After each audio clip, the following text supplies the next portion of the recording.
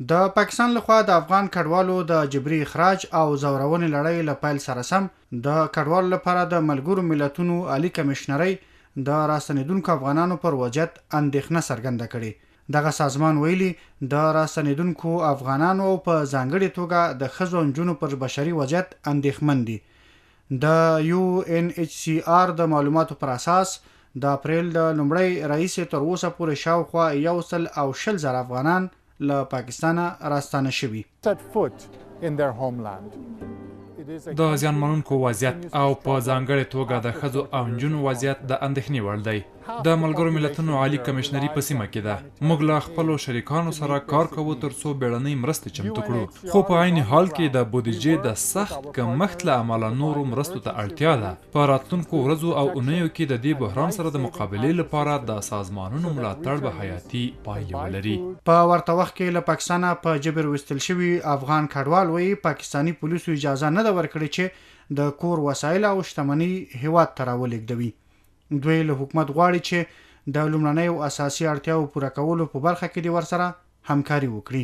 یو خبره و پکې چې ورته ووایي چې زه موږ ځو په خپله ځو، خو زموږ سره د نور کورنۍ پرېږدي چې موږ د سامان پیکو ګاډي ته واچوو او تاسو ګوتې په ولګوئ لاړ شو. پر کور یې چاپې راته ولې شپه و موږ یې راوچت کړو، سامان هلته پاته دی.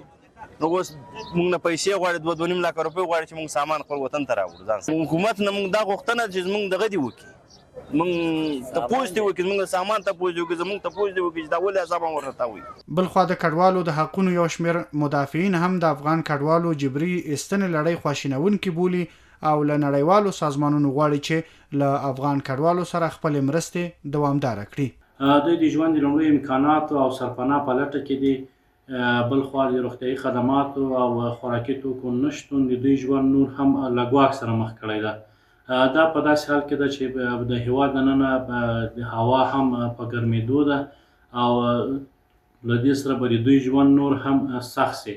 په دې برخه کې باید اوسني مسؤلین، نړیوال ارګانونه او بنسټونه د افغان کډوالو دغه وضعیت ته جدي پاملرنه وکړي او دوی سره بیړنۍ بشري مرستې ترسره شي.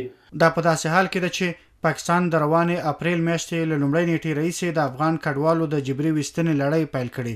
که څه هم سرپرست حکومت او نړیوالو سازمانونو د دې پریکړې د غندنې ترڅنګ د دغه لړۍ د درېدو غوښتنه کړې وه، خو تر اوسه اسلام آباد د دې پریکړې د بدلون په اړه ګام نه دی پورته کړی.